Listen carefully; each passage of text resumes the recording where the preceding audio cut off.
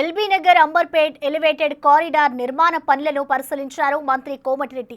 హైదరాబాద్ నుండి విజయవాడకు 2 గంటల్లో చేరుకునేలా గ్రీన్ఫీల్డ్ రోడ్ నిర్మాణం చేయబోతున్నామన్నారు. 10 ఏళ్ల పాలనలో నారపల్లి ఫ్లైఓవర్ ఎందుకు పూర్తి చేయలేకపోయారని కేటీఆర్ను ప్రశ్నించారు. బీసీ రిజర్వేషన్లు ఎందుకు విస్మరించారని అన్నారు.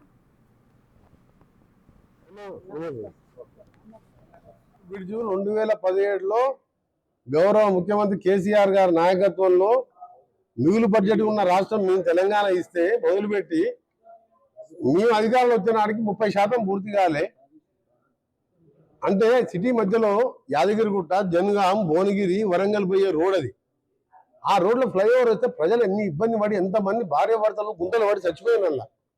అవన్నీ నేను ఎంపీగా నేను భువనగిరి పోతప్పుడు చూసి అనుభవించిన.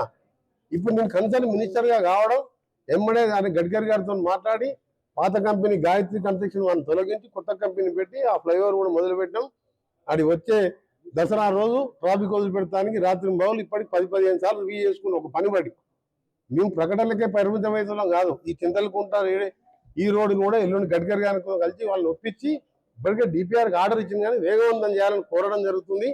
ఇంకొక విషయం ఏంటంటే ముఖ్యంగా మన ఈ ప్రాంతానికి సంబంధించింది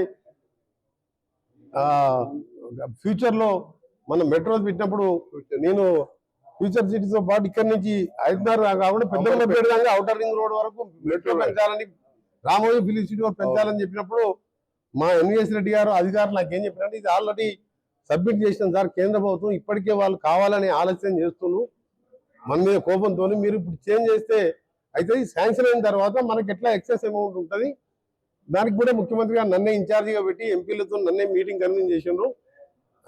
బీజేపీ ఎంపీలు, కాంగ్రెస్ ఎంపీలు అందరూ వచ్చి రేపు పార్లమెంట్లో మాట్లాడుతున్నాం. దాన్ని కూడా ఫ్యూచర్లో రామోజీ ఫిలిం సిటీలో పెంచుతాం కంపల్సరీ. అధికారులు ఏంటంటే ఇప్పుడు యాడ్ చేసినా ఏ మాత్రం యాడ్ చేసినా మళ్ళీ వెనుకకు వస్తుంది సార్, మళ్ళీ మొదటికి వస్తుంది. ఇప్పటికే ఆలస్యం అయింది. మీరు చూడండి, ఒకసారి చెన్నైకి 60,000 కోట్లు ఇచ్చిండు ఇదే మోడీ గారు, కర్ణాటక 30,000 కోట్లు ఇచ్చిండు, మాకు అభ్యంతరం లేదు.